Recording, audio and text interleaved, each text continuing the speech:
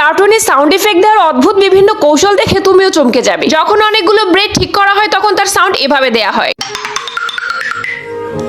এবারে ব্রেড খাওয়ার sound effect এভাবে দেয়া হয়।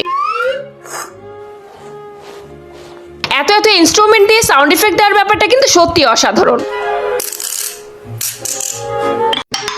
দেখো একটা বেলুন দিয়েও কতভাবে সাউন্ড ক্রিয়েট করা যায়।